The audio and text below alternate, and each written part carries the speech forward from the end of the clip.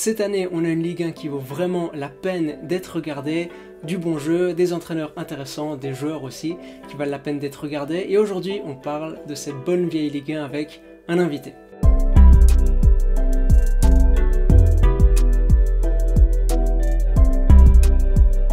Hey, j'espère que vous allez bien et j'espère que votre équipe préférée va bien. Pour beaucoup de personnes, parmi lesquelles je m'inclus, la Ligue 1 est clairement remontée cette saison dans l'ordre des championnats à regarder. La Première Ligue, ça c'est intouchable. Moi, il y a la Ligue 1, mais ensuite, il y a clairement la Ligue 1. Là où avant, je vous cache pas que c'était pas trop le cas.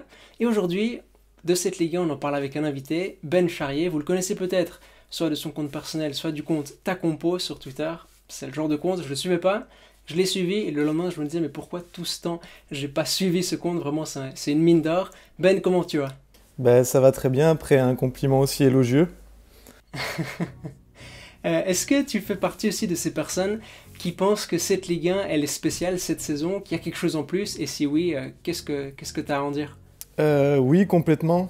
Je regarde la Ligue 1 depuis très longtemps, y compris quand c'était vraiment des vaches très très maigres.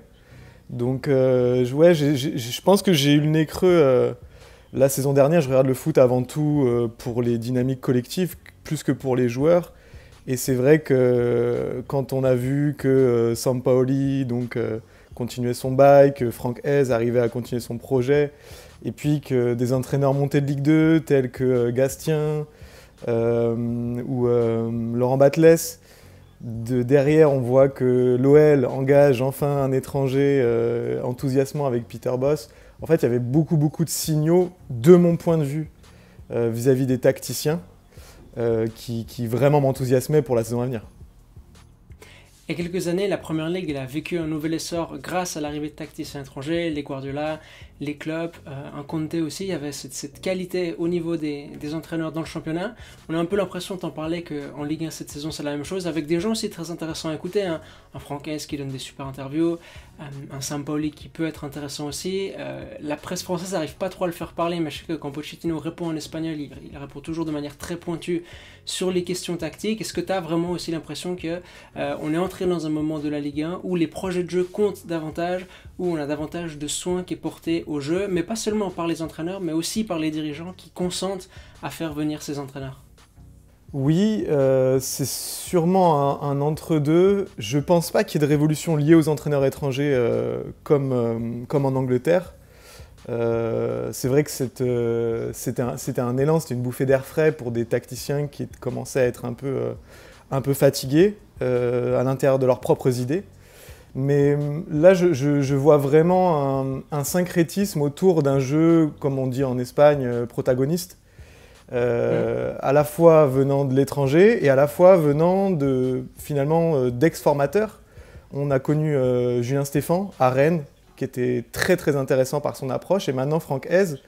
Et je pense que cette révolution-là, des ex-formateurs qui deviennent des néo-entraîneurs de très haut niveau, c'est peut-être ça qui va créer une bascule. C'est intéressant ce que tu dis parce qu'il y a quelques années, on avait pu, durant quelques mois, avoir l'impression qu'avec les entraîneurs étrangers, il y a quelque chose qui était en train de changer. Je me souviens d'un Lucien Favre à l'époque, par exemple, mais il y a aussi Jardim à Monaco. Puis au final, ça n'a pas vraiment fonctionné. Oui, ou Bielsa. Ils n'ont pas été super bien accueillis non plus. Ouais, c'est ça, ouais. Ouais, mais cet essor, il y a quelques années, comme on l'a eu en Première Ligue, ça s'est pas exactement passé comme ça en Ligue 1. Non, et puis je pense qu'il y avait une réticence culturelle aussi. Pas seulement des médias qu'on glose souvent, qui sont plus durs avec les tacticiens étrangers, mais également du grand public où je pense qu'on a une culture footballistique qui n'est pas toujours extrêmement développée, et donc à qui est-ce la faute? Est-ce la faute des tacticiens qui ne s'expriment pas assez, qui ne sont pas assez ambitieux? Est-ce la faute des médias qui ne vulgarisent pas assez les idées de jeu? Je pense que c'est un mix de tout ça, mais en tout cas, il y a toujours eu une attente bien plus des résultats que de la manière, et je pense que l'équipe nationale, c'est le symbole de ça. On sait, l'héritage, c'est le béton, c'est les profs de sport, c'est l'armée, c'est le général de Gaulle qui a d'abord mis en place la Fédération française de foot, et cet héritage, il est long à s'en débarrasser, et j'ai l'impression que cette saison, il peut se passer quelque chose, j'espère qu'il sera durable. Mhm.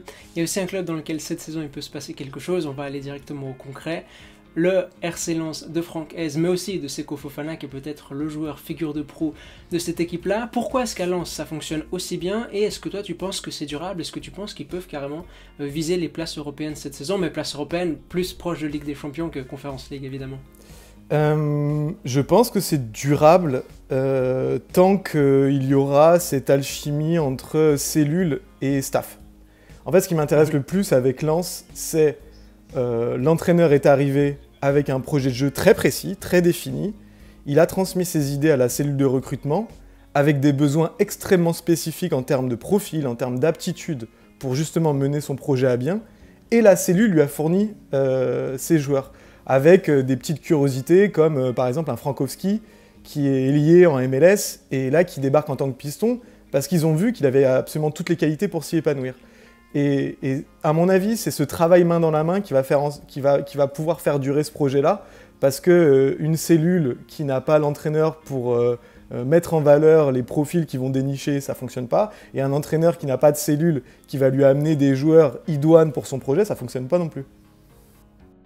En parlant de cellule qui a passé tout l'été à travailler les cernes de Papou Longoria, s'en souviennent encore. À l'OM, il y a des choses qui se passent, il y a certains matchs que j'ai beaucoup aimés, j'adore le fait qu'ils aient deux ailiers comme, entre autres, parce qu'ils ont plein de joueurs, mais Conrad et Under qui soient au large, qui essayent de provoquer. Il y a plein de belles choses qui se passent, mais qu'est-ce qui manque à cette équipe pour être plus régulière et pour ressembler encore davantage à son entraîneur?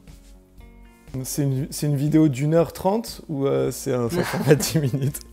Voilà, il y a tellement de choses. En fait, si je grossis le trait, Sampaoli est vraiment dans une vision quasiment monastique, quasiment religieuse de son projet autour du ballon, autour de la possession, autour de faire mal à l'adversaire avec et de le récupérer très rapidement. Mais il y a peut-être eu un problème dans justement la manière de déséquilibrer des blocs bas et dans surtout l'animation défensive quand l'équipe est obligée de défendre des possessions adverses.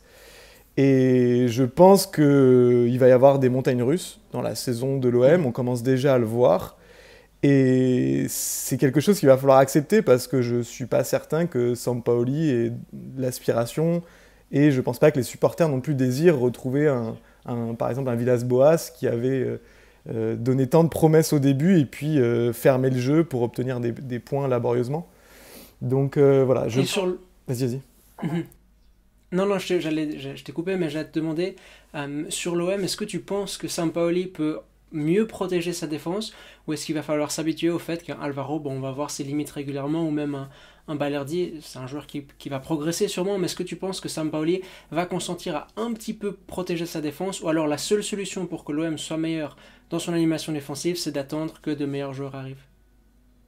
En fait, moi je vois le football comme un continuum, et je pense que la meilleure manière pour l'OM de se protéger, c'est de mieux attaquer.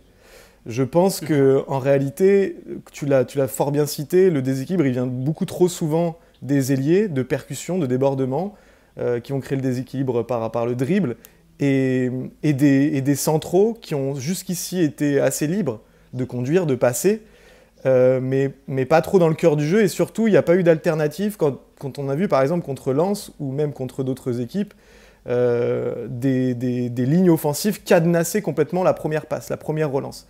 L'équipe était assez désorientée, n'avait pas de solution, et du coup force un peu le jeu et forcément concède des transitions.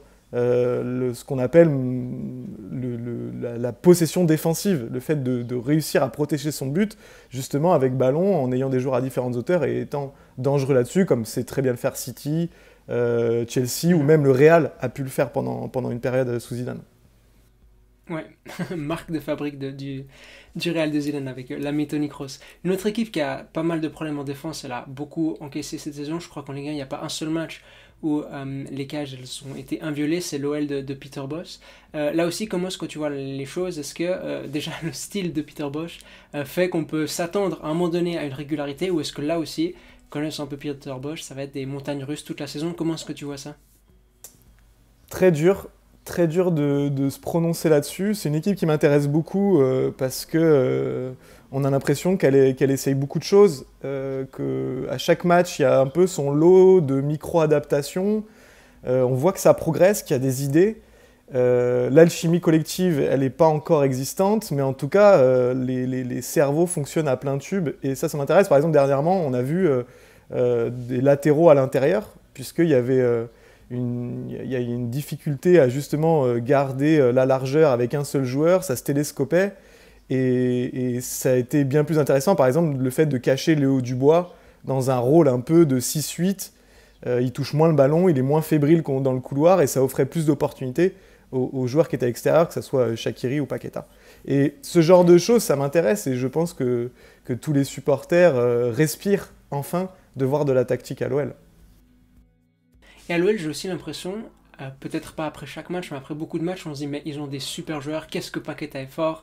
Shaqiri, voilà, c'est un joueur qui est dans un moment un peu bizarre de sa carrière, mais il a des pieds incroyables. Que dire d'un Cacré, il y a de la qualité un peu partout au milieu de terrain aussi, à War Guimaraes.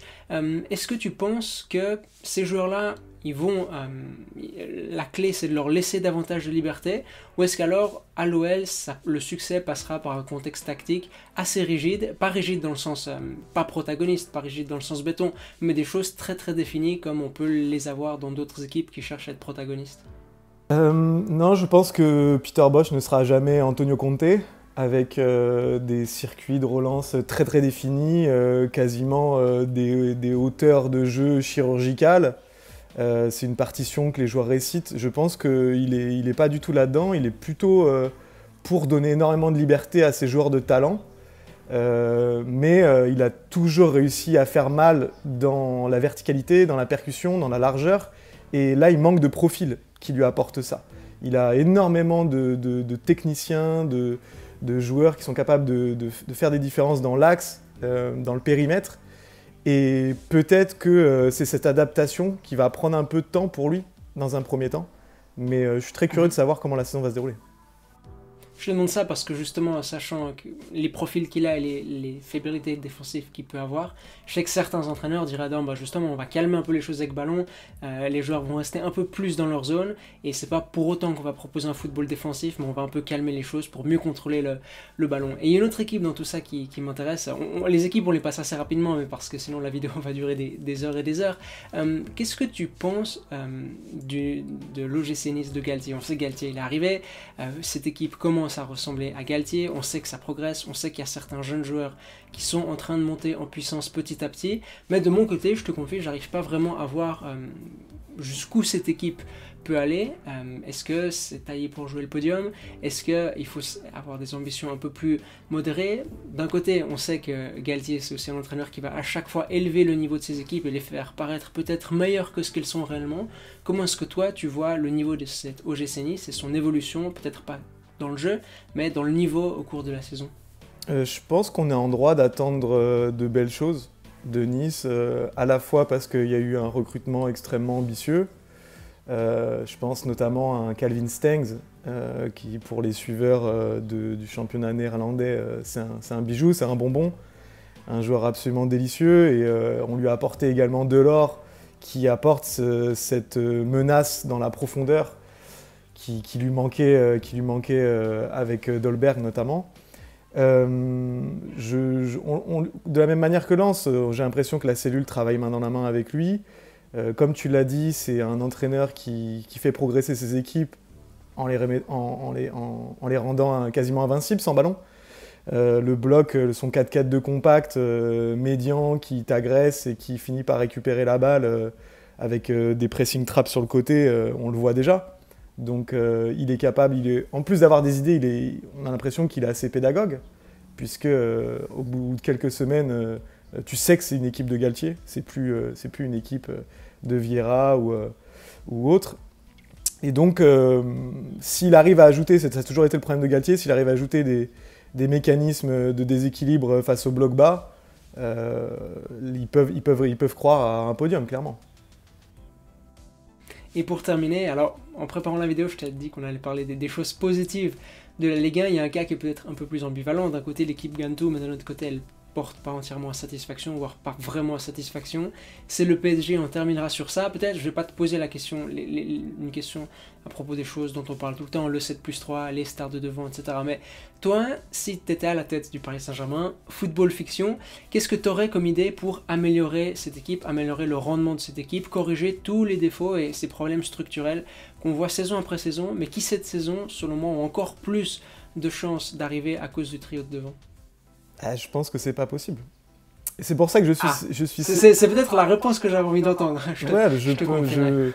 Je pense que c'est pas possible. Je peux pas défendre Pochettino parce que je pense qu'il est capable de faire mieux malgré tout avec cet effectif, notamment avec une défense à 3.